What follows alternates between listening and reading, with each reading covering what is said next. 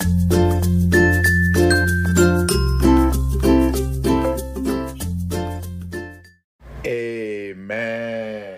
Amen. Amen. Le sang de Jésus. Le sang de Jésus. Le sang de Jésus. Le sang de Jésus. Le sang de Jésus. Le sang de Jésus. Le sang de Jésus. Dans le puissant nom de Jésus, nous avons prié. Amen. Amen. Amen. Amen. Bien-aimés dans le Seigneur Jésus-Christ, bonsoir ou bonjour, suivant le temps qui se passe là où vous vous trouvez. Je suis apôtre Focam chrétienne du ministère John Eteretu Ministry. C'est-à-dire Jean chapitre 8 verset 32, le ministère Jean chapitre 8 verset 32. Je suis votre partenaire de prière habituel et de tout le temps. Encore, que la grâce et la paix du Seigneur Jésus-Christ soient avec vous et votre famille respective. Amen. La Bible nous dit dans 1 Thessaloniciens chapitre 5 verset 17. 1 Thessaloniciens chapitre 5 verset 17, il est écrit: ne savez-vous pas que 1 Thessaloniciens 5 verset 17, priez sans cesse. Priez sans cesse. Priez sans cesse. Amen. Priez sans cesse. Je vais encore ajouter une autre écriture dans 1 Corinthiens chapitre 9 verset 24.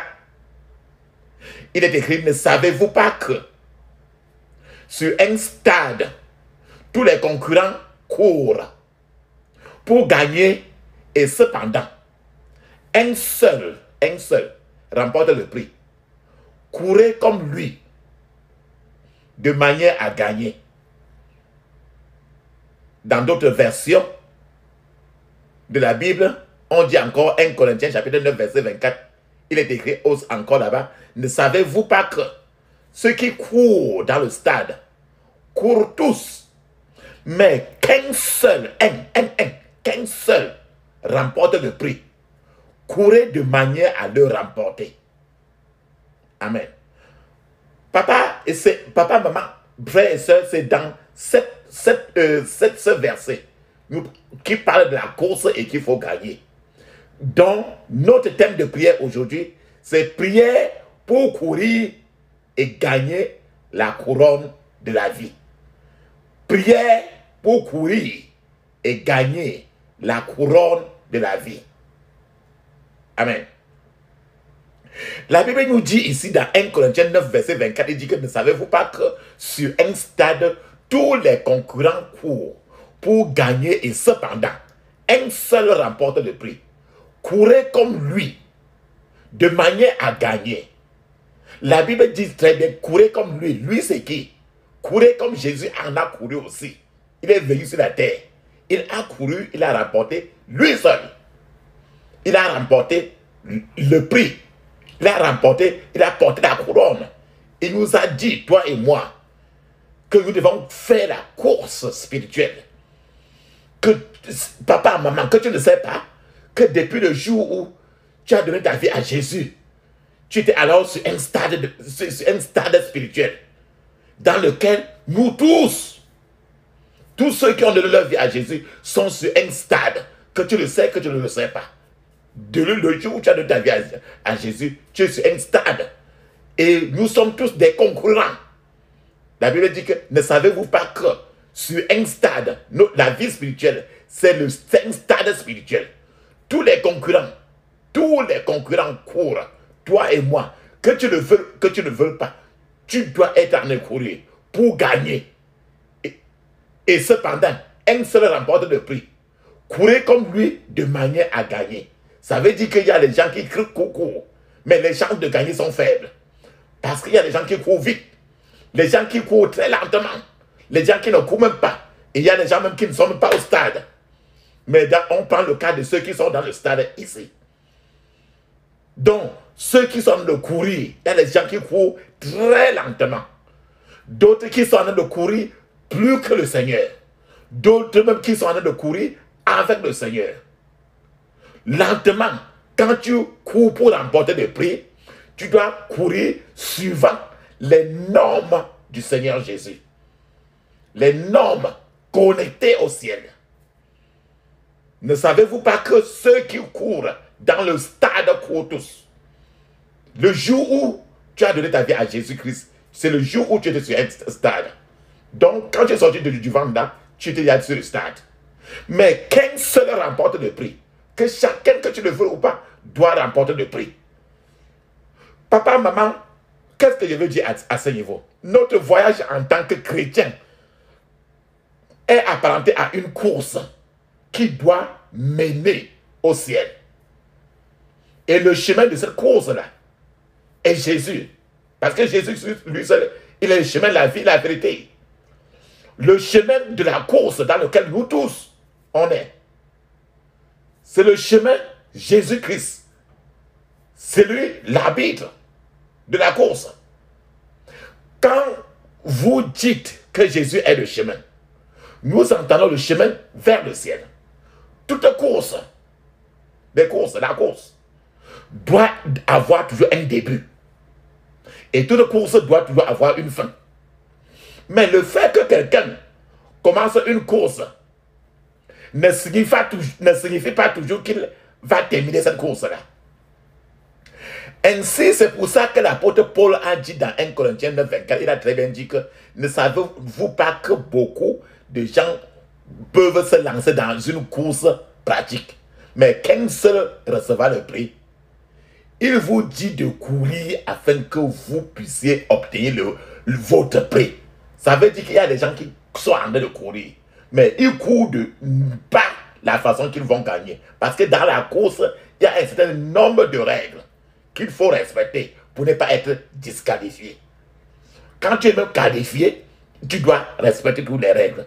Maintenant, lorsque vous commencez une course chrétienne, on est plus sur une course séculaire, mais une course chrétienne, et que lorsque vous commencez une course chrétienne et que vous avez l'intention d'y arriver, quelque chose peut toujours courir contre vous. Tu es sur un chemin de la course.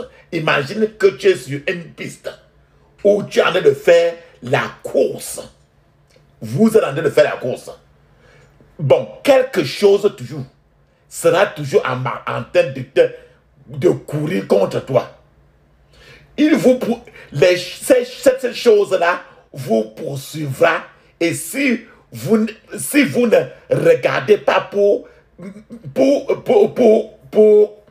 si vous ne vérifiez pas beaucoup pour que ça ne vous gêne pas, vous ne pouvez pas vraiment arriver, vous ne pouvez pas grandir, vous ne pouvez pas augmenter la vitesse de votre course.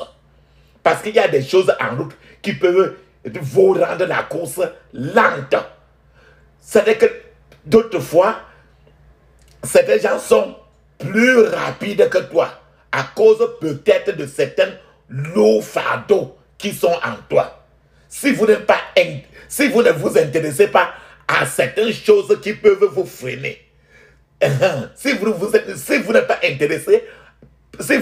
intéressé à la puissance de Dieu et que vous courez juste pour courir, le diable va être très content de vous parce qu'il sera simplement heureux de trouver une personne qui n'est qu'en route pour courir, mais avec les yeux fermés en train de dormir en courant. Il court, mais avec les yeux fermés. D'autres fois, il est en train de courir, au lieu de courir dans la vraie direction, il est en train de courir peut-être pour rentrer encore. Parce que les yeux sont fermés. C'est pour ça que pour faire sa course, chacun aura besoin toujours de Dieu beaucoup. Maintenant, nous sommes sur une course. Nous sommes sur une route de la course. Et cette route, c'est une route de la course chrétienne, dans laquelle Jésus-Christ est le capitaine. Maintenant, la course dépendra toujours que tu es connecté vraiment au ciel. Pour que tu ne rates pas ta course. Pour que tu aies les chances d'arriver. Pourquoi cela? Parce que j'ai dit qu'il y a que pendant la course soit à vitesse. Pendant la course, il y a des choses, il y a des gens qui sont trop lestes. les gens qui sont trop lourds. Il y a les choses qui peuvent te freiner. Il y a beaucoup de choses qui peuvent te freiner. Bon, en parlant de ça, ouvrons maintenant dans Hébreux chapitre 12, verset 1. Hébreux chapitre 12, verset 1, il est écrit. Nous, donc aussi, puisque nous sommes environnés d'une si grande nuée de témoins, rejetons tout fardeau. Voilà le fardeau. Rejetons tout fardeau. N'importe quoi qui peut t'empêcher de courir. Rejetons tout fardeau et le péché qui nous enveloppe si facilement et courons avec persévérance dans la carrière qui nous est ouverte. Papa, maman, tu vois très bien dans ce verset que ce verset en train de nous fait comprendre que étant sur la course, quand on a dit à vos marques, prêts, partez, tu te lèves pour partir. Pendant tous les concurrents, il peut avoir des fardeaux. La Bible dit ici qu'il faut, il dit, rejetons tout fardeau. Donc, quelque chose qui peut te freiner d'abord, c'est les fardeaux. Et la deuxième chose, il dit, rejetons tout fardeau et le péché qui nous enveloppe. C'est que le péché t'empêche de tirer ton pied devant si facilement, qui nous enveloppe si facilement. Et courons avec persévérance. Le Seigneur dit qu'il faut, dans la course, il faut persévérer. C'est-à-dire que même là-bas devant, tu peux trébucher et tomber, mais tu te lèves, tu persévères encore, courir dans la carrière que Dieu a mis devant toi. Alléluia. Voilà le fardeau, voilà les péchés et voilà la persévérance. La plupart, papa, maman, qu'est-ce qu'ils sont de dire? La plupart, par exemple, des Camerounais et même des Africains nés de nouveau commencent généralement le voyage de leur foi spirituelle, leur foi chrétienne comme le voyage du pauvre Lazare dans le livre de Jean. Par exemple, le pauvre Lazare avait besoin d'être délivré d'abord, après avoir été ramené à la vie par Jésus. Lazare avait besoin d'être délivré. Regardons par exemple Jean chapitre 11, verset 44, il est écrit. Et le mort sortit, les pieds et les mains liés de bandes, et le visage enveloppé d'un linge. Jésus leur dit, déliez-le et laissez-le aller. Voilà par exemple le pauvre Lazare dans Jean chapitre 11, verset 44. Et voilà quelqu'un qui est en train qui doit aller se mettre aussi sur la course, sur la route de la course, pour compétir. Mais quand il est sorti du tombeau, la Bible dit très bien que il est sorti, les pieds, les mains étaient attachés par des cordes. Et son visage même enveloppé d'un linge.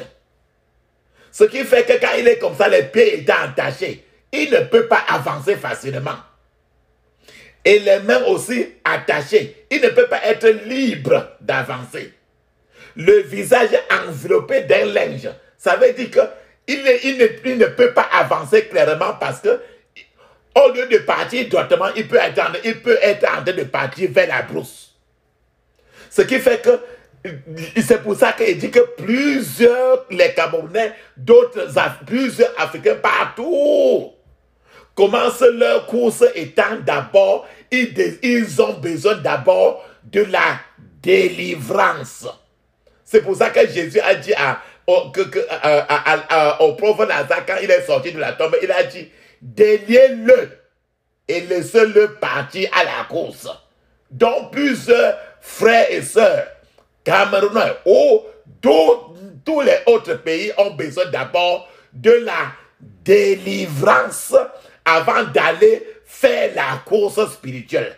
En d'autres termes, pour que tu fasses la course spirituelle vraiment, il faut que ta délivrance soit complète. Il faut que tes pieds soient délivrés. Il faut que tes mains soient délivrées. Vrai. Il faut que tes yeux soient délivrés. Il faut que tout ton être soit délivré.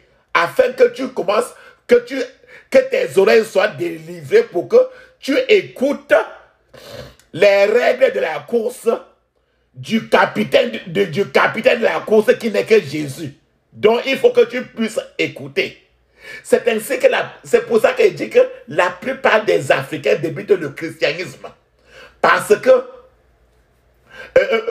la plupart des gens, d'une manière ou d'une autre, ont dans leur passé, ou bien dans leur génération, ils ont conclu des alliances avec une chose ou une autre avant même leur naissance. Trop de gens, ils sont comme ça, mais ils sont liés encore, attachés les mains, les pieds, la face attachés à cause de la génération paternelle ou maternelle. Or, s'ils ne sont pas délivrés, la course spirituelle sera presque impossible. Ainsi, ils viennent, donc plusieurs frères et sœurs africains, camerounais, ainsi de suite, viennent à Christ comme Lazare. C'est-à-dire qu'ils sont vivants. Mais les vêtements funéraires sont encore toujours sur eux. Les vêtements, les habits de la tombe sont toujours sur les gens encore.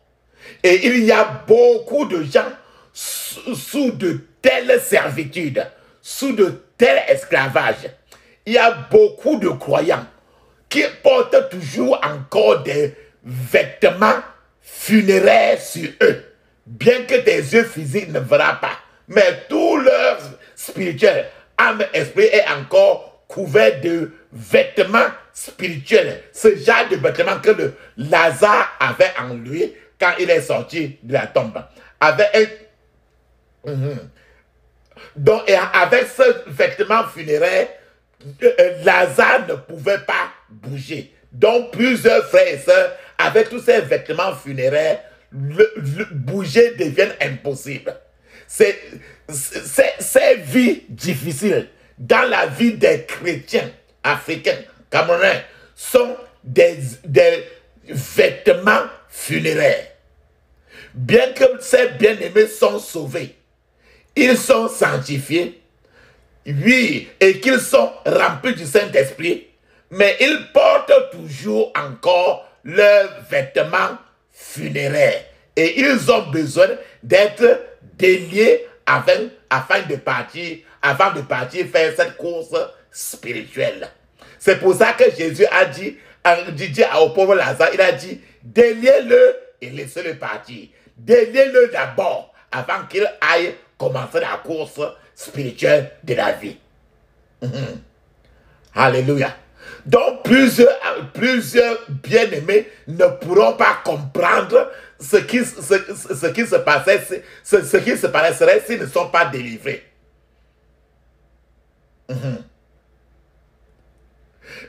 Plusieurs bien-aimés avec des vêtements funéraires ainsi ne peuvent même pas comprendre pourquoi d'autres personnes reçoivent des révélations célestes alors qu'ils ne reçoivent rien. Oui, ils sont sauvés, délivrés, ils sont sauvés, sanctifiés, remplis du Saint-Esprit. Jusqu'à là, ils sont toujours aveugles ou sourds encore. Et comme le Seigneur Jésus nous dit encore qu'à ce niveau-là, chacun doit commencer toujours par la délivrance. Jésus a dit, déliez-le. Ça dit qu'il est encore attaché. En d'autres termes, fais tes prières de délivrance afin que le Seigneur te détache tout ce qui t'attache et tous les fardeaux que tu portes. Rappelez-vous, je vais encore vous donner l'exemple de l'histoire des ossements desséchés dans la Bible. Dans la Bible le livre d'Ézéchiel. Avant que les os, avant que les os dans le chapitre de Ézéchiel, ne puisse recevoir la chair, ces os doivent d'abord être rassemblés. C'est au livre de Ézéchiel. Ces os devraient être d'abord rassemblés. Puis il y a eu une grande secousse avant que d'autres choses ne suivent. Qu'est-ce que je suis en train de vouloir te dire? Certaines personnes souhaitent que les os reçoivent la vie lorsqu'ils ne sont même pas encore rassemblés. C'est-à-dire que leur vie est encore saccagée. Il faut que le Seigneur les rassemble d'abord ensemble maintenant, fait encore un certain nombre de choses avant d'arriver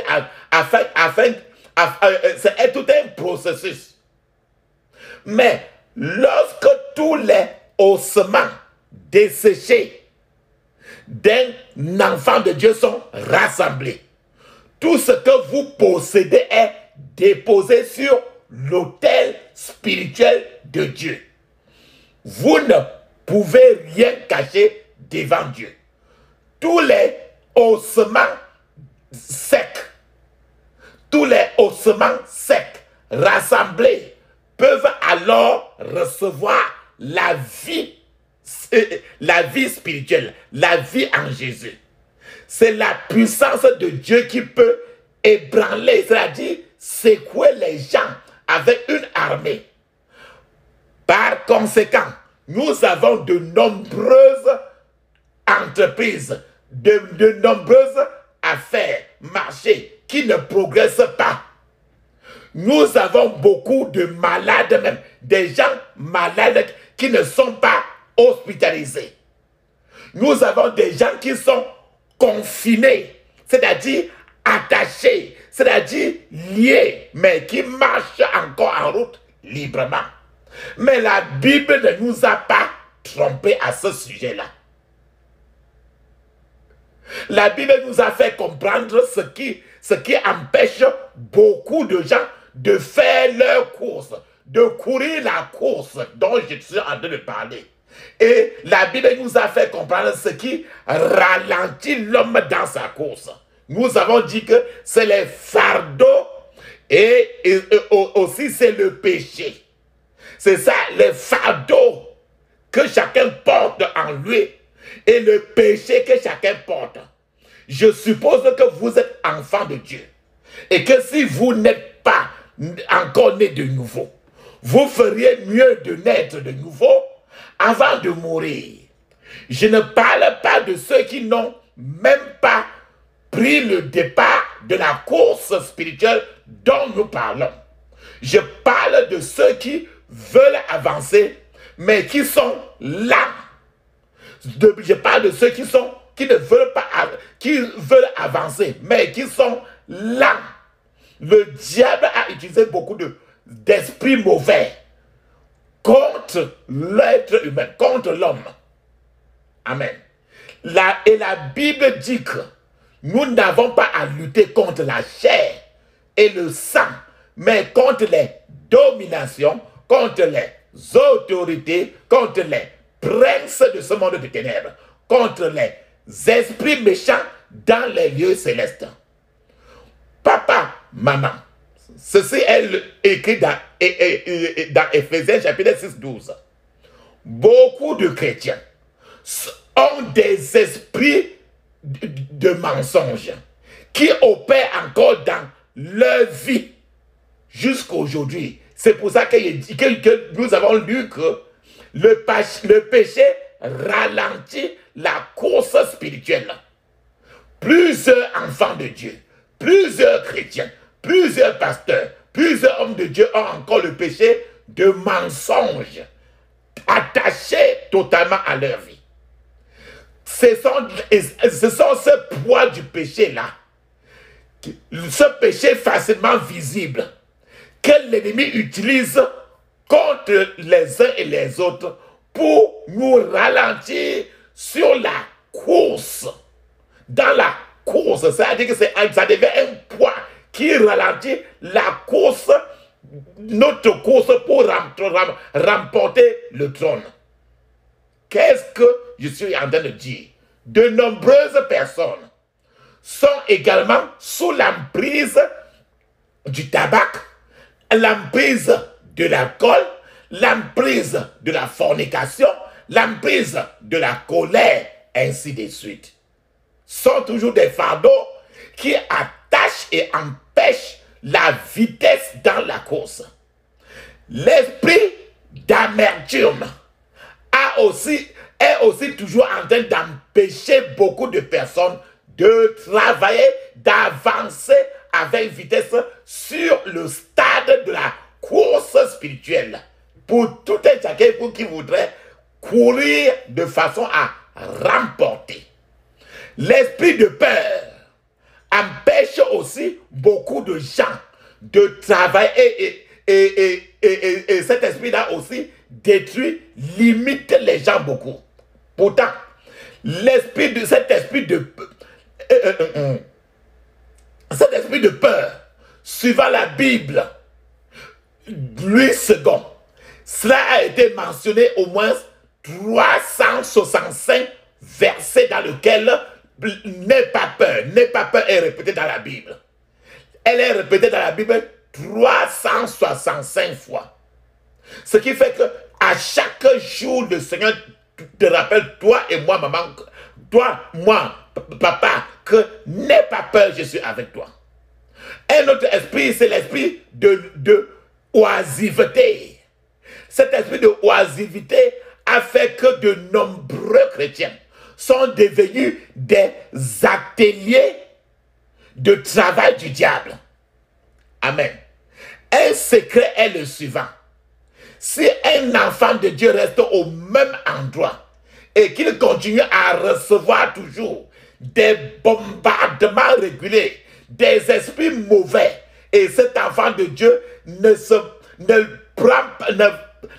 pas dans les prières de guerre pour répondre, pour riposter, alors vous deviendrez faible, votre esprit deviendra faible.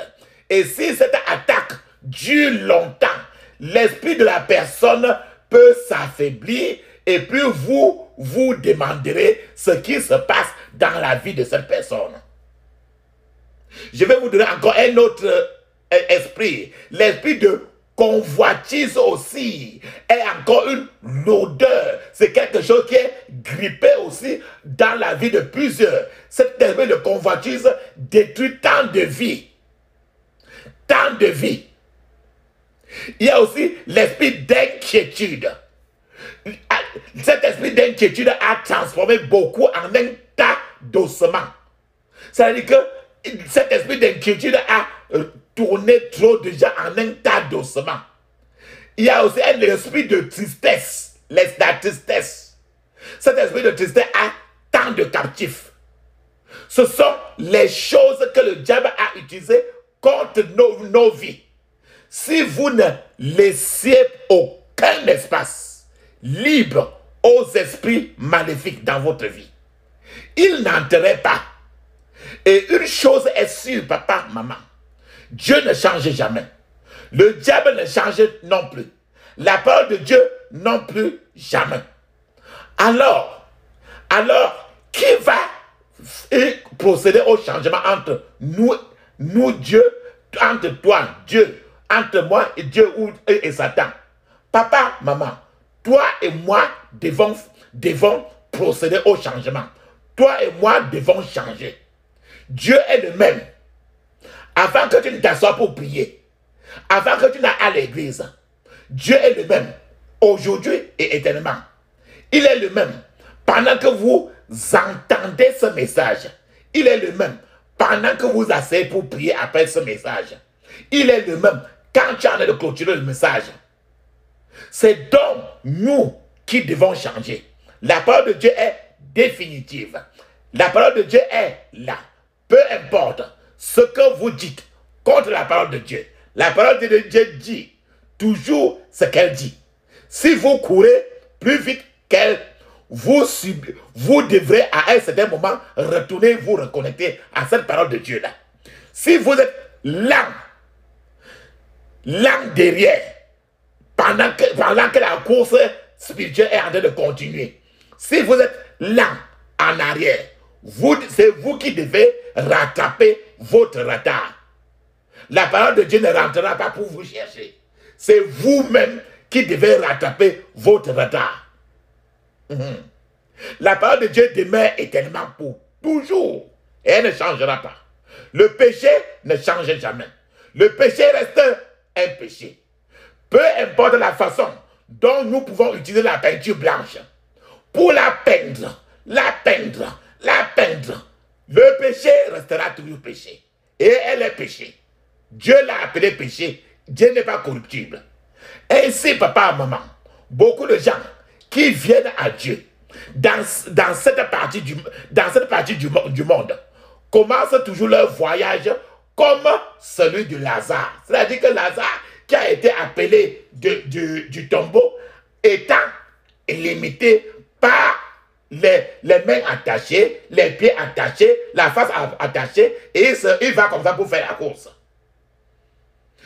Et une fois que les gens commencent comme Lazare, les gens auront la chance de trouver une bonne proie, P-R-O-I-E, pour les libérer d'abord de ce poids.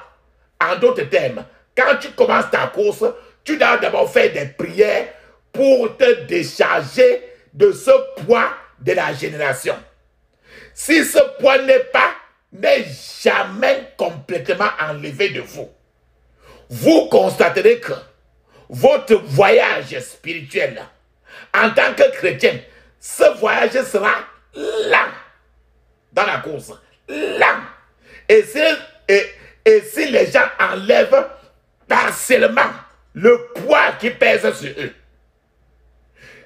ces gens ralentissent de temps en temps. Lorsque l'autre partie qui n'a pas été enlevée a le dessus. Par exemple, si tu as fait tes prières de délivrance et que tu es délivré à 60%, si tu es délivré à 60%, tu vas un peu augmenter, ta course va un peu augmenter. Mais si tu as prié et le Seigneur t'a délivré même à 30%, toujours, tout est lourd. Ce qui fait que c'est quand tu es totalement libéré comme Lazare que tu vas avoir maintenant toutes tes performances spirituelles pour courir sur cette terre spirituelle. Un fait, papa, maman, que vous devez apprendre est que beaucoup de gens comprennent plus les choses physiques que les choses spirituelles. Or, Dieu lui-même, la parole de Dieu lui-même, n'est jamais physique. Elle est spirituelle. La Bible dit même que certaines personnes sont sourdes et muettes à propos des choses spirituelles. Et que le Dieu de ce monde même, c'est-à-dire Satan, il a aveuglé l'esprit de trop de personnes pour qu'ils ne croient pas à l'évangile et qu'ils soient sauvés. C'est ce qui est écrit dans 1 Corinthiens chapitre 4, verset 4. Mais il y a de telles personnes, il y a tellement de gens qui sont prêts aujourd'hui à en apprendre davantage sur Jésus. Ces gens sont prêts à grandir. Ces chrétiens sont prêts à grandir, mais beaucoup de ces frères et sœurs ne grandissent pas toujours comme ils le devraient, parce qu'ils ne sont que de petits coureurs. C'est-à-dire que sur la course, sur le terrain de la course spirituelle, les pas sont tellement petits. C'est ce qui fait que le fait de grandir pour eux est même très insignifiant. Très insignifiant. Tout ce qui est spirituel pour ceux-là et qu'ils doivent saisir, ils ne peuvent pas le saisir parce que l'entendement de la chose spirituelle est très difficile pour eux. Alléluia. Je vais vous donner un petit témoignage.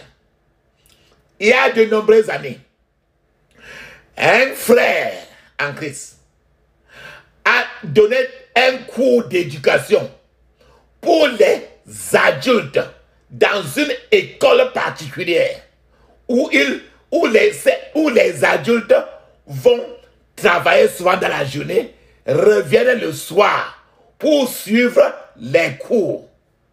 Et dans cette classe-là, le plus jeune de cette classe-là avait 30 ans. Le plus petit de cette classe-là avait 30 ans. Alors le frère leur enseignait la biologie. Les élèves de cette classe, ces élèves étaient très difficiles à enseigner. Ces élèves arrivent tout souvent en classe trop chargés des problèmes de famille, trop chargés des problèmes liés à leur lieu de travail, trop chargés des problèmes d'engagement. Leur mémoire d'autrefois trop faible pour cerner certaines choses. Ils sont chargés des problèmes liés à leur vieillesse, des stress dus à l'apprentissage, même des stress qui sont dus à d'autres apprentissages et même de l'école où ils sont. Quelque chose normalement qu'ils auraient pu apprendre il y a de cela au moins 20 ans. Mais le temps avait été déjà écoulé. C'est complètement absent de l'esprit d'une personne de 12 ou 13 ans. Parce que leur papa, maman, doit fournir la nourriture et à la table tous les jours et à temps. Mais étant grand déjà, ainsi, il y a déjà un fardeau dans la tête à tous les niveaux où, avec ce fardeau, la course devient très très lente. Ces enfants, les enfants de 12 ans, par exemple 13 ans, n'ont pas à s'inquiéter de tout ce genre de choses. Ce sont des poids qui pèsent sur des gens. Ce que j'appelle le poids de l'âge, les problèmes familiaux, et ainsi de suite. Et eux, à l'école, ils sont en train d'apprendre la biologie. Mais ils ne peuvent pas bien entrer parce que trop de poids pèsent sur eux.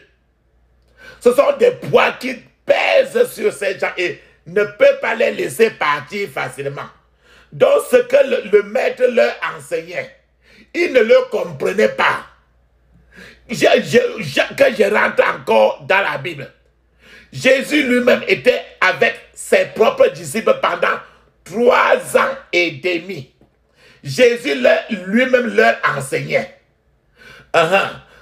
Et ce sont les membres de son école secrète, parfois, qu'il enseignait. Jésus enseignait à ses disciples de façon en privé. Et d'autres fois, il pouvait enseigner en public. Parfois, Jésus enseignait ses disciples en privé. Parfois, Jésus les enseignait uniquement. Jésus enseignait uniquement ses disciples. Parfois, Jésus sélectionnait rien que 3 de ses disciples et les mettait dans l'école la plus secrète. C'est ce qui s'est passé dans le jardin de Gethsemane, où parmi les disciples, il y avait Pierre, quand Jésus allait pour prier. En ce niveau, Jésus leur disait, Jésus leur répétait, Matthieu 12, verset 40, qui dit, car de même que Jonas fut 3 jours et 3 nuits dans le ventre d'un grand poisson, de même le Fils de l'homme sera 3 jours et 3 nuits dans le sein de la terre. Et quand dans le privé ainsi, quand Jésus les enseignait cette écriture spirituelle, ses disciples même furent très lents à comprendre ce que le Seigneur les enseignait. Alléluia. Alors, nous parlons toujours de ceux qui sont très lents dans la course spirituelle. Je vais alors encore dans Luc chapitre 24, du verset 13 à 25, il est écrit. Et voici ce même jour, 2 disciples allaient à un village nommé Emmaüs, éloigné de Jérusalem de 60 stades. Verset 14. Et il s'entretenait de tout ce qui s'était passé. Pendant qu'il parlait et discutait, Jésus s'approcha et il fit route avec eux. Mais leurs yeux étaient empêchés de le reconnaître. Jésus était là et il ne voyait pas. Verset 17. Il leur dit, de quoi vous entretenez-vous en marchant pour que vous soyez tout tristes? Verset 18. L'un d'eux, nommé Cléopas, lui répondit, es-tu le seul qui, séjournant à Jérusalem, ne sait pas ce qui est arrivé ces jours-ci? Voilà ce que Cléopas demande au Seigneur Jésus. Quoi? Leur dit-il. Et il lui répondit. C'est Jésus qui a répondu, comme s'il ne savait pas. Il a dit, quoi? Leur dit-il. Et maintenant, tous ses disciples, ils ont répondu à Jésus. Et il lui répondit, ce qui est arrivé au sujet de Jésus de Nazareth. Oh, il ne savait pas que c'était Jésus de Nazareth. Ce qui est arrivé au sujet de Jésus de Nazareth, qui était un prophète puissant en œuvre et en parole devant Dieu et devant tout le peuple. Et comment les principaux sacrificateurs et nos magistrats l'ont livré pour le faire condamner à mort et l'ont crucifié. Verset 21. Nous espérions que ce serait lui qui délivrerait Israël. Mais, avec tout cela, voici le 3e jour que ces choses se sont passées. Verset 22. Il est vrai que quelques femmes d'entre nous nous ont fort étonnés, s'étant rendues de grand matin au sépulcre. Verset 23. Et n'ayant pas trouvé son corps, elles sont venues dire que les anges leur sont apparus et ont annoncé qu'il est vivant. Verset 24. Quelques-uns de ceux qui étaient avec nous sont allés au sépulcre et ils leur ont trouvé les choses comme les femmes l'avaient dit. Mais lui, ils ne l'ont point vu. Verset 25. Alors, Jésus leur dit, oh, homme sans intelligence, et dont le cœur est lent à croire tout ce qu'ont dit les prophètes. Amen. Il dit cœur lent. C'est les gens qui sont lents à apprendre, lents dans leur course. Il dit, oh, homme sans intelligence. En d'autres termes, oh, les hommes imbéciles. Et dont le cœur est lent. En d'autres termes, il parlait d'imbéciles et de ceux qui ont le cœur lent. Jésus a parlé d'imbéciles, des gens de sans intelligence et les gens qui ont un cœur lent. Si Dieu dit que quelqu'un est un imbécile et sans intelligence, vous pouvez vraiment convenir, vous pouvez comprendre comment la personne est vraiment imbécile. Jésus a dit qu'ils ont le cœur lent à croire tout ce que les prophètes ont dit. C'est-à-dire que plusieurs personnes croire Jésus jusqu'aujourd'hui est difficile.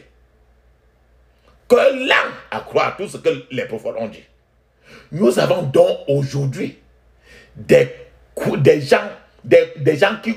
coureurs très lents dans la maison de Dieu. Très lents à comprendre la parole de Dieu. Très lents. L'avancée spirituelle est très lente. De nombreux enfants de Dieu tardent à croire ce que dit le monde de Dieu même. C'est pourquoi nous disons que la maturité spirituelle n'a rien à voir avec l'âge.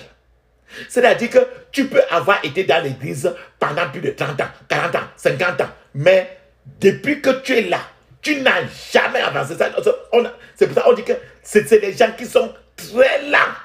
Après 40 ans dans une église, à lire la Bible, ils n'ont jamais rien compris.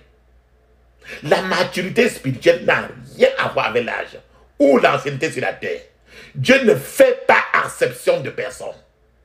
Si un nouveau converti avec plus de foi, et si un nouveau converti exerce plus de foi, ce nouvel converti fera plus de miracles qu'un ancien membre de l'église ou bien de la communauté chrétienne qui est là depuis des années. Si le nouveau converti prie trop nos prières que nous faisons, plus qu'un ancien membre d'un même groupe de prière, ce nouvel converti va se rapprocher de Dieu plus vite. Dieu ne dirait pas que cette personne s'est convertie il y a déjà 20 ans, 30 ans. Ça ne lui dit rien. Si tu n'avances pas aussi vite selon les règles de Dieu, que tu sois dans une église même plus de 40 ans, que tu sois chrétien plus de 40 ans, il ne te connaît même pas, il ne te regarde même pas. C'est pourquoi plusieurs doivent d'abord recevoir ou être bénis et chercher à avancer. C'est un nouveau converti. Lit davantage la Bible, excessivement la Bible. Il grandit plus vite qu'un ancien converti. Plus quelqu'un devient ancien converti, plus il devient lent. Il est temps que la plupart d'entre nous arrêtent de jouer les coureurs lents devant Dieu et étant coureurs rapides devant les hommes. Il y a les gens qui sont dans la course, mais très lents. Mais devant Dieu. Mais devant toi, là, ils sont là depuis plus de 40 ans. Ils sont trop rapides. Papa, maman, qu'est-ce que les gens ne voulaient dire? Dieu n'est pas un auteur de confusion. Dieu est toujours très ordonné dans tout ce qu'il fait. Il fait un pas à la fois. Un pas à la fois. Quand tu te mets sur le stade de la course spirituelle, Dieu te conduit. Tu ne vas pas avant lui et tu ne dois pas être derrière. Il est ordonné. C'est un enseignant par excellence. Dieu fait un pas à la fois. Si vous ne réussissez pas le premier chapitre de la leçon de Dieu et que vous voulez passer au deuxième chapitre, ce ne sera pas possible jusqu'à ce que vous aurez fini le premier chapitre, qu'il vous pousse au deuxième chapitre. C'est pourquoi beaucoup de gens sont toujours dans une stagnation spirituelle. C'est-à-dire qu'ils sont toujours sur place spirituellement. Après des années et des années qu'ils ont fait. Ils ne font que redoubler la classe. Ils ne font que refaire les mêmes cours. Ils sont toujours sur place. Le temps passe. 20 ans, 30 ans. Mais ils n'ont jamais avancé. Plus au contraire. C'est le recul. C'est pourquoi beaucoup de gens stagnent encore. Les gens sont toujours stagnants.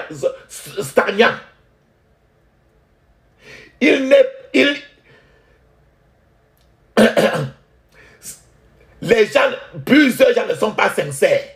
Et la politique de Dieu, c'est la sincérité. Si Dieu vous donne, par exemple, une lumière et que vous refusez de marcher dans cette lumière-là, il vous a déjà mis à disposition pour marcher et vous attendez une révélation spéciale, elle ne viendra pas. Vous vivez d'abord dans cette lumière simple qu'il vous a montrée. Si Dieu veut que vous appreniez à mettre un cadenas spirituel dans votre bouche et que vous essayez de contrôler ce que vous dites et que vous n'êtes pas prêt à le faire et que vous demandez l'onction pour appeler le feu, cela ne peut pas fonctionner. Dieu va arrêter. Si Dieu voit que votre temple, le temple de votre vie, est est suffisant pour réduire une ville tout entière. Il n'irait pas vous donner le pouvoir de faire appel au feu du ciel chaque jour. Le Seigneur va attendre toujours que vous arrangez d'abord tous les problèmes que vous avez. Il y a beaucoup de gens qui veulent faire l'œuvre de Dieu, mais ils ne veulent pas être insultés non plus. Vous ne pouvez pas faire face à cela tant que vous n'avez pas réussi cette première leçon. Vous ne pouvez pas non plus aller plus loin que ça. Dieu va toujours rester tranquille. Si Dieu voit que votre lecture des Écritures est faible, c'est-à-dire que la lecture de la Bible est faible par exemple, et qu'il veut que vous améliorez celle-là, et que vous ne voulez pas vous améliorer, mais que vous voulez passer au chapitre suivant, au cours suivant, ce n'est non plus possible. Si Dieu dit que votre ministère est un ministère, par exemple, de prophétie, et que vous dites non, je veux être pasteur, je ne veux pas de prophétie, Dieu va vous dire non, jusqu'à ce que vous alliez faire ce qu'on vous dit de faire. Si Dieu dit que si Dieu dit que tout ce que vous devez faire est d'aller vous tenir quelque part, par exemple, et de commencer à dire que Jésus est Seigneur. Jésus est Seigneur. Jésus est Seigneur. Même si c'est toute une journée. Et continuez à le faire. C'est lorsque vous serez en train de faire cela qu'il pourra changer et va aller à l'étape supérieure suivant le programme qu'il a avec vous. Alléluia. Papa, maman, je vais vous, à partir de ceci, que je vous donne un témoignage d'un petit garçon anglophone dont un frère a prêché à un petit garçon anglophone. C'était un mardi. Et le mardi de la semaine qui suivait, il devait encore se rencontrer avec le frère. Alors, le frère, le mardi qui est venu, le frère s'est rendu compte que le petit garçon, ce garçon-là a lu toute la Bible après une semaine. Certains, papa, maman, certains se trompent lorsqu'ils sont dans leur lit d'hôpital. C'est alors qu'ils commencent à lire la Bible. Quand ils sont déjà avec les pieds plâtrés, le dos plâtré. La Bible que les mêmes personnes n'ont pas lue lorsqu'ils étaient vigoureux, lorsqu'ils étaient en bonne santé. Ils n'avaient pas eu le temps. Lorsqu'ils étaient forts, lorsque leur cerveau fonctionnait très bien, ils n'ont pas eu le temps de la Bible. Mais maintenant, quand ils découvrent que les choses deviennent très sérieuses dans leurs conditions, ils prennent leur Bible, ils commencent à lire, et quiconque le voit en train de passer, il te dit tout simplement que pendant que tu pries comme ça, prie pour nous, nous sommes là-haut. Or, lui, quand il avait tout ce qu'il pouvait faire, il avait toute l'occasion de lire et de pouvoir prier tout le temps. Il n'a pas eu le temps de Dieu, il n'a pas eu le temps de la prière. Mais c'est ce qu'il aurait, tout ceci, c'est ce qu'il aurait pu faire au lieu, avant d'atteindre ce niveau dans lequel il se trouve. Papa, maman, aujourd'hui, beaucoup de gens ont du mal à avaler la vérité spirituelle. Peut-être que vous ne savez pas ce que vous faites maintenant. Peut-être que vous ne savez pas que vous êtes dans une course. C'est un stade de la course où il doit courir pour remporter le prix comme Jésus-Christ a remporté. Et que Jésus est notre chemin vers Dieu. Personne n'était parvenu à ce point sans s'adresser d'abord à Dieu. Sur cette course, si tu ne passes pas par le chemin de la course, le stade de la course, c'est Jésus lui-même. Et tout le monde, tous les choix, tous les choix que vous faites, chaque jour, nous disent si vous courez vite ou là, votre travail avec Dieu et votre croissance dépend et dépendra toujours des choix que vous faites chaque jour de votre vie. Toute décision que vous prenez en dehors du Saint-Esprit, c'est-à-dire sans consentement du Saint-Esprit, vous impose toujours un poids lourd. Que la décision que vous avez prise soit bonne ou mauvaise, elle apportera toujours des résultats. Beaucoup d'entre nous font la course lentement. Maintenant, mais ne savent pas que Dieu s'intéresse aux moindres détails de leur vie. Par exemple, depuis le petit chapeau, depuis les chaussures moins chères que tu as achetées pour porter, Dieu s'intéresse et vérifie et regarde. Quand vous commencez à voir les choses telles qu'elles ressemblent, peut-être que la plupart des choses que vous faites, vous ne l'auriez jamais fait. Tout ce que vous faites, vous devez le présenter à Dieu dans la prière et lui demander par exemple que Dieu, est-ce que je peux faire telle chose au nom de Jésus? Ce que je veux faire telle chose, est-ce que je peux faire ça au nom de Jésus? Il est là, il t'écoute. Parle en ta langue, en ta dialecte.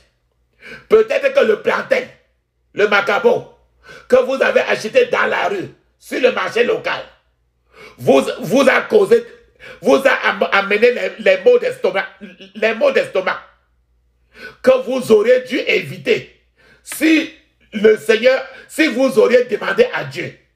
Et peut-être que vous n'auriez pas dû faire cette chose qui vous a mis dans cette position actuelle.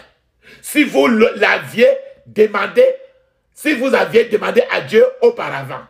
Ainsi, lorsque vous faites votre choix, tout ce que vous faites quotidiennement affecte votre course, affecte la vitesse, la qualité de votre course, sur le stade de la vie spirituelle.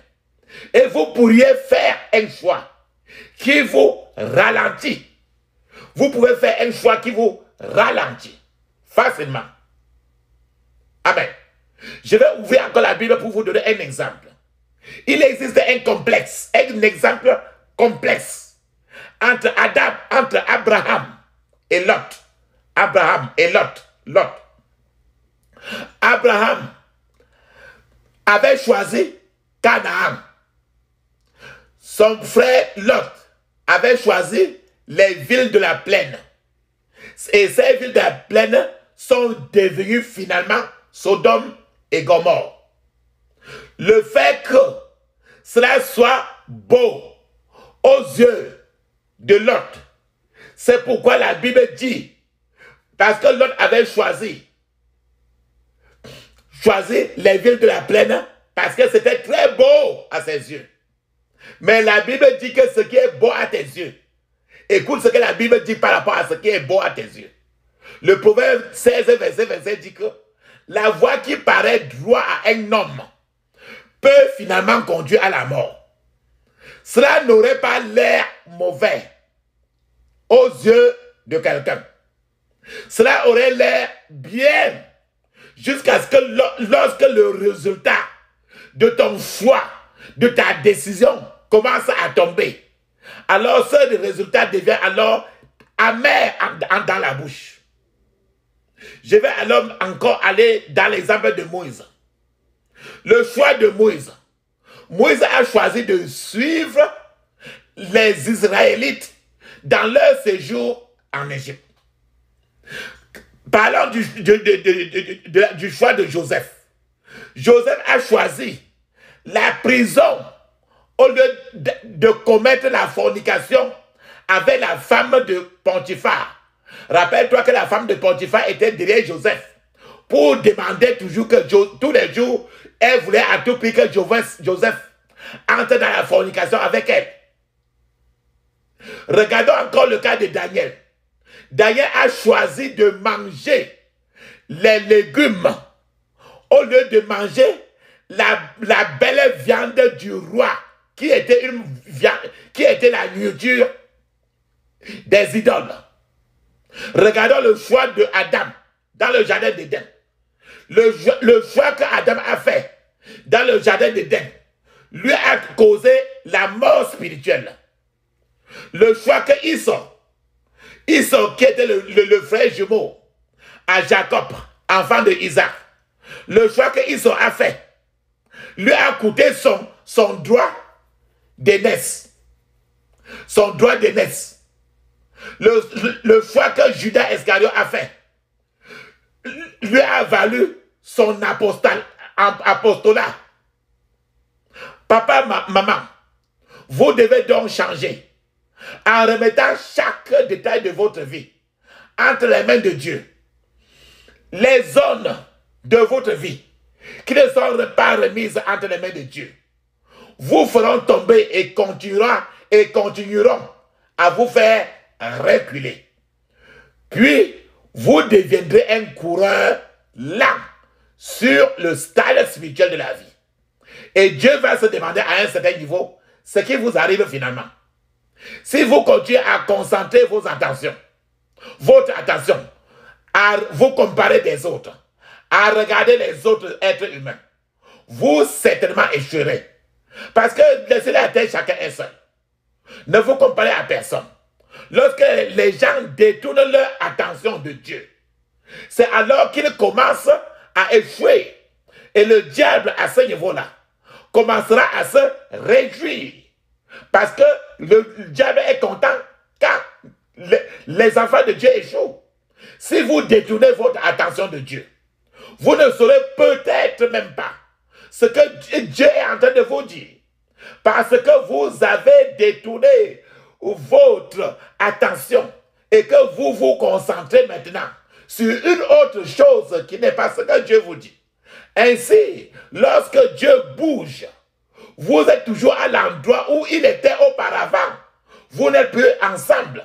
C'est comme lorsque Jésus a dit aux apôtres de ne pas rester à Jérusalem, mais d'aller ailleurs. Les apôtres ne voulaient pas y aller.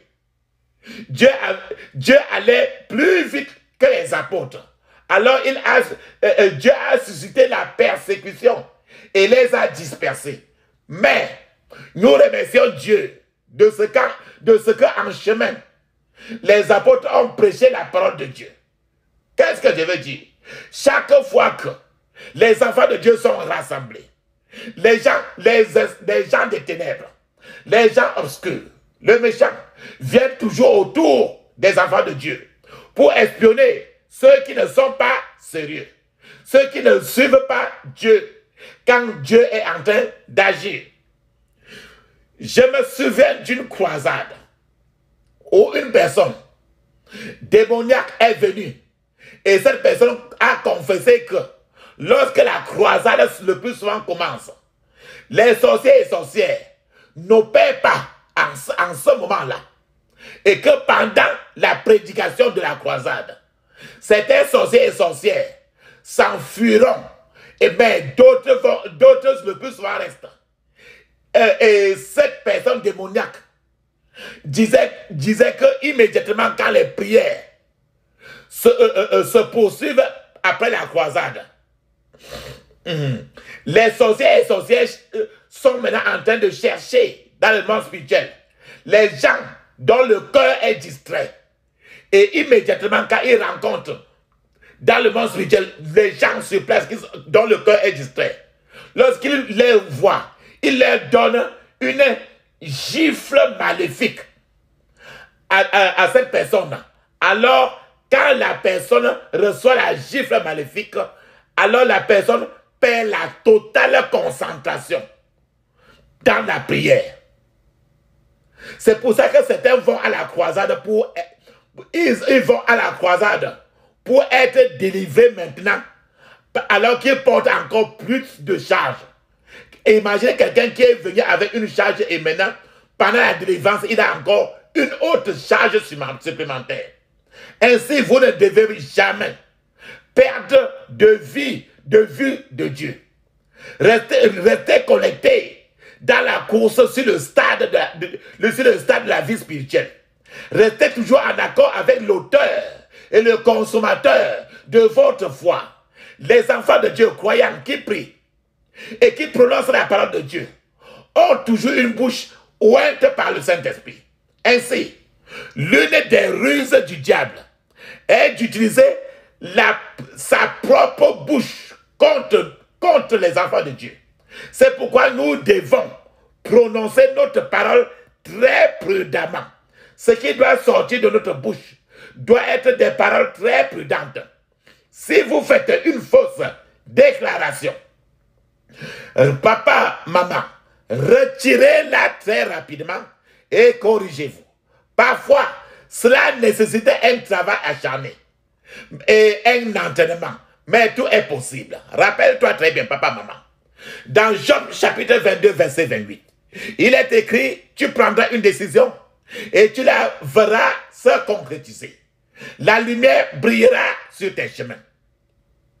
Qu'est-ce que je suis en train de dire? Il y a un adage qui dit, écoutez votre esprit avant de parler. Si vous n'écoutez pas votre esprit, les choses, rien ne marchera. La situation ne vous serait pas favorable.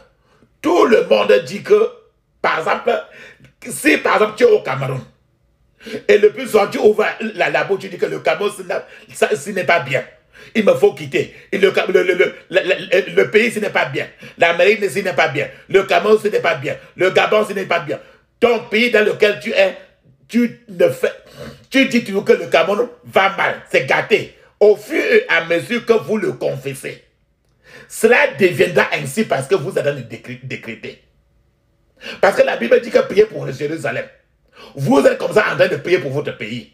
Quand tu dis que le Cameroun ne va pas, et que le Cameroun est déjà gâté, et quand tu dis que l'Amérique est déjà gâtée, quand tu dis que ton pays dans lequel Dieu est déjà gâté, vous êtes en train de confesser, et la Bible dit très bien que tu prendras une décision et tu la feras se concrétiser. Quand tu dis que ton pays est gâté, tu vas voir ton pays se gâter. Peut-être que tu es en train de vendre le haricot au marché. Peut-être que tu es en train de vendre quelque chose à la boutique. Et tout le temps, quand on te parle, tu dis que ce petit commerce que je fais, ça ne bouge pas. Ma vie est trop dure. Ma vie n'est pas facile. Tant que tu es en train de dire cela, quand tu fais toutes ces déclarations, alors le Seigneur lui-même, quand tu es en train de décréter, ta parole maintenant va faire que les bonnes choses vont te quitter. Parce que c'est toi, la Bible dit que tu prendras des décisions et tu vas les voir se concrétiser. Quand tu dis que ton marché ne marche pas, alors ton marché ne doit plus marcher. Quand tu dis que tout est dur, alors Satan va mettre le caillou dans tout ce que tu fais.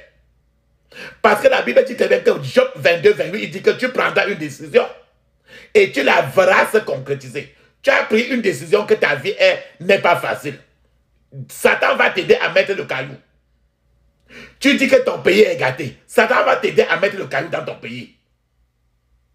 Ce sont des choses qui peuvent facilement vous assiéger, vous déranger. Le diable ne vient pas avec ce genre de choses. Ça sort de toi et moi. Se comparer aussi aux autres est également une grande folie des enfants de Dieu. Beaucoup refusent de comprendre cela. Chacun dans la vie a son propre emploi du temps devant Dieu. Je ne suis pas toi, tu n'es pas moi. Parce que chacun est seul devant Dieu. Même un papa est seul, son enfant est seul devant Dieu. Qui est différent de celui des autres. Donc, tu as un programme, un emploi de temps de vie que Dieu a fixé lui-même. et qui est différent de tout un chacun. Donc ça ne sert à rien de travailler avec l'emploi du temps des autres personnes. La seule personne que tu dois contacter en temps de question, ce n'est que ton créateur. Ne travaille pas avec l'emploi du temps d'une autre personne. Ce qui compte, ce n'est pas la façon dont les gens vous regardent, mais la façon dont Dieu vous regarde. Parce que ce n'est qu'à Dieu que tu as le compte à rendre. La Bible dit très bien, Job 22, verset 28, il dit, tu prendras une décision et tu la verras se concrétiser. Et la lumière brillera sur tes chemins. Papa, maman, je vais te donner un témoignage d'une certaine fille dont la prophétie est sortie.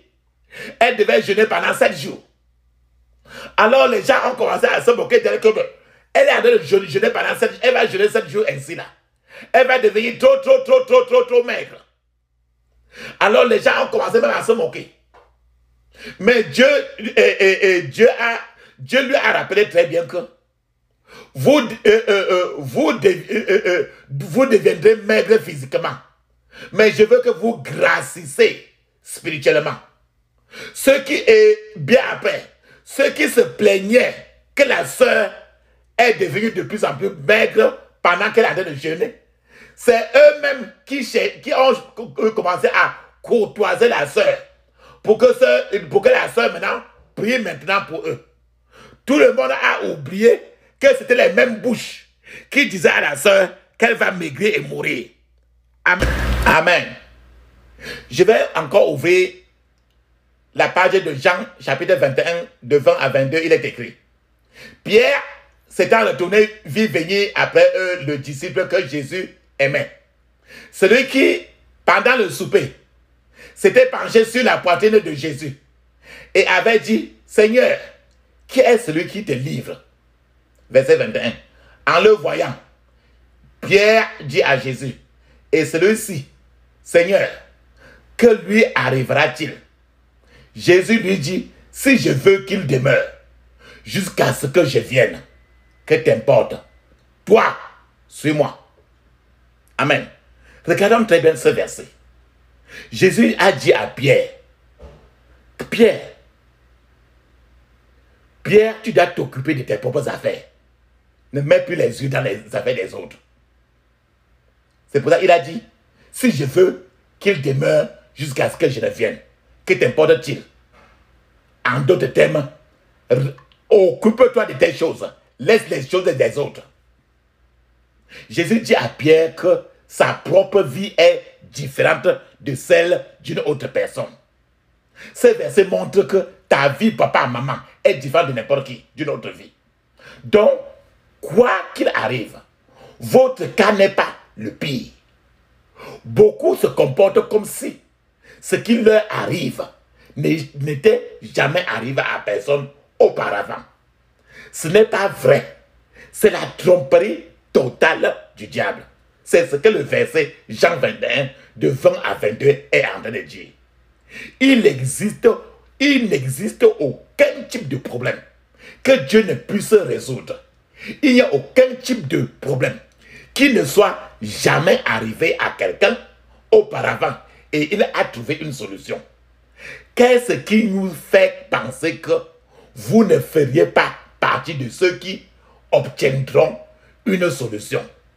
Certaines personnes n'ont jamais envie d'adorer le Seigneur parce qu'ils disent que c'est quand le Seigneur va finir de donner leur miracle qu'ils vont louer le Seigneur très bien parce qu'ils auront eu tous leurs miracles. C'est faux.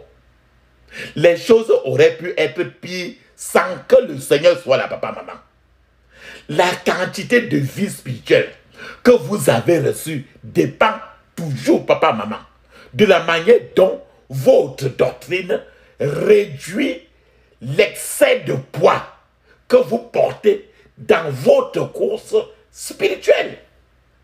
La parole de Dieu que vous avez étudiée dans votre cœur et vous permettez au diable de la supprimer et de la remplacer par de l'inquiétude, par de l'anxiété, par le doute. Alors, vous vous imposez un lourd fardeau, un lourd poids, un poids très lourd. Vous devenez un coureur lent, quelqu'un qui court très lentement. Quand vous portez l'inquiétude, l'anxiété, le doute, alors vous vous imposez un poids assez lourd. Vous devenez quand vous apportez un poids lourd ainsi, la course spirituelle devient lente. Dieu déteste la peur. Et il dit toujours aux gens de ne pas avoir peur. Beaucoup de gens oublient les Écritures parce que le problème est tellement pour eux, pensent-ils. Quand vous leur demandez, ils disent que je pense à tellement de choses, mais que celle à laquelle il peut même penser, il l'a abandonnée. Ce n'est pas vrai. Dieu tient compte de chaque virgule de notre vie. Et vous allez plus vite que le Seigneur. Je veux que ce soit très clair encore. Nous remercions toujours Dieu que vous soyez ici, que vous soyez en train de prier même aujourd'hui avec moi. Et nous louons Dieu, car au moins, vous êtes en train de prier. Vous avez entendu la parole. Vous êtes en train d'entendre toute cette prédication. Vous êtes dans une course. Et cette course que Dieu avait placée devant vous. Et la raison pour laquelle il l'a placée devant vous. Le jour où il a déclenché cette course, il était le jour où vous êtes né de nouveau. Je vous ai dit rappeler cela dès le début. Alléluia. Vous commencez à bouger. Si au milieu de la route, quelqu'un s'arrête et qu'il regarde en arrière, regarde comment certaines personnes s'habillent. Une fois qu'il recherche quelqu'un, vous pouvez courir pour ce qu'il se passe. Vous êtes le commentateur lorsqu'il recherche le genre de robe que les gens portent. Vous êtes celui qui peut décrire, mais lorsque nous parlons de la puissance de Dieu, des choses spirituelles, votre esprit reste inerte et ne bouge pas. Papa, maman, il y a des gens qui pensent qu'ils sont très intelligents. Si vous faites quelque chose d'impie, quelque chose de sale devant Dieu, sous votre lit, la Bible dit que lorsque cela sera révélé, cela sera révélé sur la toiture de votre maison. C'est du haut de la toiture de votre maison qu'ils vous insulteront et vous pensez l'avoir caché. Pourquoi? Parce que tout ce que vous faites est recordé. Tout ce que vous faites est recordé. 1 Corinthiens chapitre 3, 13 dit très bien. L'œuvre de chacun sera rendue manifeste.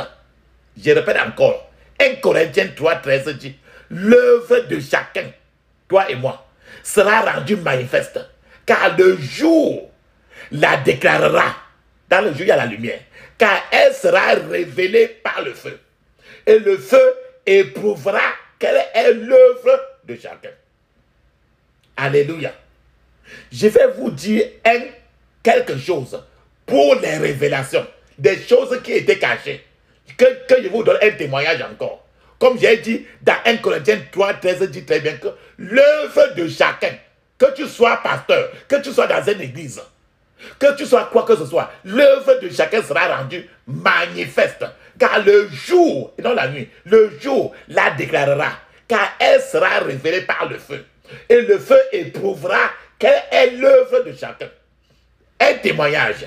Il y a quelques années, il y a eu une réunion chrétienne. Et pendant la réunion chrétienne dans une université, 2 personnes sont parties devant. Et ils ont déclenché les chants de louange. Et pendant qu'ils déclenchaient les chants de louange, les autres gens étaient en train de parler en langue. Et l'Esprit de Dieu a commencé à couler dans la salle. L'Esprit de Dieu a commencé à tellement couler que quelqu'un a commencé à prophétiser. Et cette personne, c'est une femme qui est partie maintenant a commencé à prophétiser et a dit que, le frère qui venait de diriger le culte de louange aujourd'hui, c'est un fornicateur. Il cherchait les femmes. Et il faut qu'il se repentisse avant 7 jours, sinon il va mourir. La femme est venue comme ça, là, faire la prophétie sur le gars qui venait d'entonner les louanges, là. Maintenant, dès lors que celle-ci a fini, une autre soeur, au fond de la salle, a déclenché encore l'autre formule de prophétie. Elle a commencé à dire que celle-ci qui vient de parler aussi maintenant là, elle est une autre fornicatrice. Elle a trop le show gars. Si elle ne se répand pas, dans 7 jours, elle va mourir. Papa, maman. Après ça là, maintenant, il y a eu tout simplement trop de choses qui a commencé à se passer. C'est l'une des choses les plus stupides que je n'ai jamais entendu. Ce genre de témoignage. Papa, maman, certains diraient que c'est certaines choses qui se passent et dans la cachette. Tu vas dire que non, c'est la soeur là qui m'a forcé, elle m'a poussé. C'est le frère là qui m'a poussé, je ne voulais pas, mais il m'a poussé, il m'a forcé. Quelles que soient les excuses, cela ne restera acceptable de personne. Si avant que le Seigneur vienne ce matin-là, et quelqu'un te disait par... Si avant que le Seigneur ne vienne, tu ne confesses pas, ce ne sera pas très bien. Amen. C'est pourquoi les enfants de Dieu ne devaient rien faire qui puisse les embarrasser. Les enfants de Dieu ne devaient pas faire quelque chose dans la vie qui devait les embarrasser devant Satan. 1 Samuel chapitre 17 verset 39 dit très bien. David saignait l'épée. Ça c'est comme quand David partait pour lutter. Il a porté les choses de Saoul. Mais ça ne marchait pas. Il a enlevé les bêtises pour jeter. 1 Samuel 17, 39, il dit, David saignait l'épée de Saoul par-dessus ses habits et voulut marcher, car il n'avait pas encore essayé. Mais il dit à Saoul, je ne puis pas marcher avec cette armure. Je n'y suis pas accoutumé. Et il s'en débarrassa. Papa, maman, regarde très bien. C'est l'histoire de David. David était là pour lutter pour le Seigneur. Il avait le défi contre Goliath. Il a relevé le défi qu'il faut vaincre Goliath. Alors il est allé louer le Seigneur. Saül qui ne pouvait pas confronter Goliath a dû demander à David de prendre l'armure de Saül, les chaussures de Saül, la ceinture de Saül pour porter afin d'aller lutter. Peut-être que David a pris cela, a cherché même à mesurer cela par respect. Je ne sais pas. Je ne sais pas. Je ne sais pas cela. Mais ce qui est clair, c'est que David il a découvert que c'était encore un lourd fardeau qui ne pouvait pas lui faire avancer dans la vie. Donc c'était un lourd fardeau qui ne pouvait pas lui permettre de compétir, d'achever sa course. C'était si lourd pour David, il ne pouvait même pas le porter. Alors David a ôté, a enlevé son armure et parti au nom du Seigneur pour lutter. Papa, maman, il est temps maintenant de rassembler tes forces. Parce que tous les vêtements de funérailles, les vêtements du deuil que tu as sur toi, doivent prendre feu. Le poids que tu as sur toi, le poids spirituel que tu as sur toi, et qui t'empêche de faire la course, de courir et remporter ton prix, ce poids-là va quitter. Comme David a enlevé le poids-là pour jeter. Et les déclarations qu'on a dit sur toi, tu vas annuler cela. C'est pour ça qu'on est là maintenant. Là. Prends d'abord l'huile d'onction, mets sur ta tête suffisamment. Prends une cuillère de l'huile d'onction, tu mets dans la bouche, tu avales, rince la bouche, tu avales. touche-lui l'onction dans ta tête. Sur ta tête, sur ton nombril. Alléluia. Amen. Nous allons prier. Amen. Fermez les yeux. Crie ainsi. Je couvre mon esprit, mon âme, mon corps et mes possessions dans le sang de Jésus. Je couvre mon esprit, mon âme, mon corps et mes possessions du sang de Jésus. Dans le puissant nom de Jésus, j'ai prié. Amen. Ferme les yeux, tu dis ceci. Parce que les vêtements de funérailles, les vêtements de funérailles, les vêtements de la mort, les vêtements du pauvre Lazare, les vêtements spirituels de funérailles qui sont sur toi, tu vas brûler cela. Parce que ça t'empêche d'avancer. Ferme les yeux, crie ainsi. Tout vêtement funéraire spirituel, tout vêtement funéraire spirituel, tout vêtement funéraire spirituel, recevez le feu de Dieu et perdez vos captifs au nom de Jésus. Recevez le feu de Dieu et perdez vos captifs au nom de Jésus. Tout vêtement funéraire spirituel, recevez le feu de Dieu et perdez vos captifs au nom de Jésus. Dans le puissant nom de Jésus, j'ai prié. Amen. Papa, maman, tu vas mettre la pause maintenant. Tu vas parler en langue. 7 minutes. Avec les yeux fermés. Je t'attends. Le parler en langue, c'est dans Marc 16, verset 17. C'est aussi écrit dans Actes des Apôtres, chapitre 2, de 1 à 5. Et c'est encore écrit dans d'autres parties du Nouveau Testament. Je t'attends, frère, sœur, papa, maman.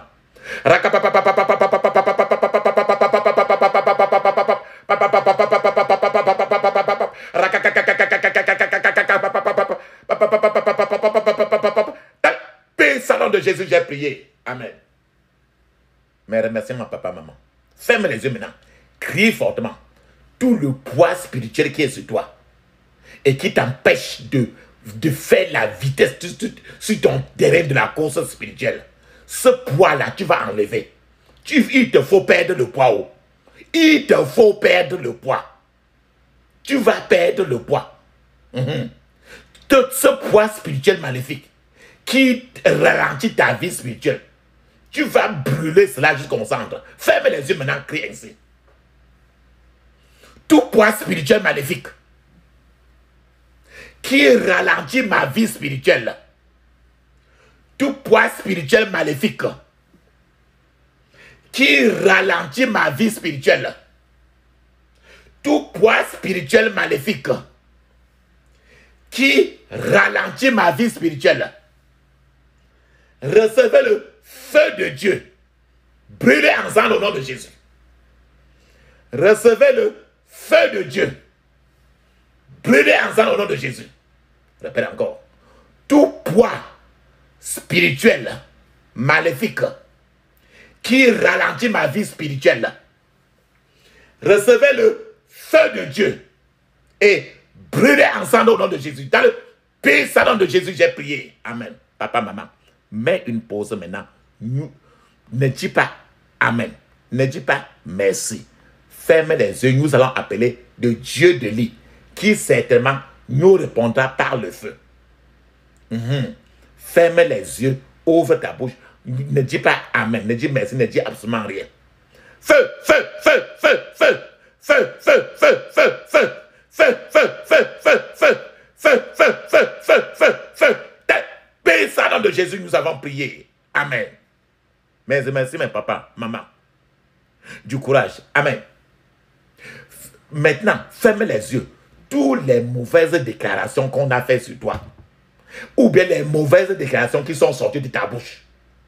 J'ai dit que le puissant, tu peux dire que le pays, ma vie est dure, ma vie ne marche pas, ainsi de suite. Donc, toutes ces mauvaises déclarations-là, que tu as ouvert ta bouche pour te détruire toi-même, pour détruire ton pays, détruire ta maison. Maintenant, tu vas annuler tout ça. Ferme les yeux maintenant. Crie fortement. J'annule toute déclaration maléfique contre ma vie au nom de Jésus. J'annule toute déclaration maléfique contre ma vie au nom de Jésus. Paix, au nom de Jésus, nous avons prié. Amen. Ce que j'appelle déclaration maléfique. Il y a des moments où tu dis toujours que peut-être que tu as le cancer. Tu avais le cancer et quand tu as commencé à prier, et Dieu a commencé à prendre place pour t'aider. Maintenant, chaque fois, tu dis toujours que je suis toujours malade. Je suis toujours malade. Je suis toujours malade. Ce que tu déclares comme ça, là, tu es en train de dire à Dieu de quitter parce que tu veux la maladie. Donc, c'est des déclarations maléfiques. Répète encore cela. Donc, n'importe quoi que tu as eu à dire pour te maudire toi-même. C'est ça que tu dois annuler maintenant. Ferme les yeux, crie encore ça. J'annule toutes les déclarations maléfiques contre ma vie au nom de Jésus. J'annule toutes les déclarations maléfiques contre ma vie au nom de Jésus. J'annule toutes les déclarations maléfiques contre ma vie au nom de Jésus. Paix, au nom de Jésus, j'ai prié. Amen. Ferme tes yeux et dis ceci. J'interdis toute contre-attaque, tout regroupement, tout renforcement contre moi et ma famille. Répète encore. J'interdis toute contre-attaque, tout regroupement, tout renforcement contre moi et ma famille. Paix, au nom de Jésus, j'ai prié. Amen. Maintenant, nous allons sceller ça maintenant. On t'a mis maintenant toutes tes prières dans l'enveloppe. Il faut sceller l'enveloppe. Allons-y pour sceller l'enveloppe de notre prière. Ferme les yeux, crie ainsi. Je scelle toutes mes prières d'aujourd'hui dans le sang de Jésus. Je répète encore à haute voix. Je scelle mes prières d'aujourd'hui dans le sang de Jésus. Je scelle mes prières d'aujourd'hui dans le sang de Jésus. Paix, au nom de Jésus, j'ai prié. Amen. Papa, maman, maintenant, on va dire 7 fois Amen. Amen. Amen. Amen. Amen. Amen. Amen. Amen. Paix, au nom de Jésus, nous avons prié. Amen. Papa, maman, il est temps maintenant. Nous allons parler en langue. 7 minutes. C'est bon. Mais je vous souhaiterais toujours de parler en langue au moins 30 minutes. Au moins 30 minutes. Pourquoi pas 1 heure de temps? Allons-y maintenant.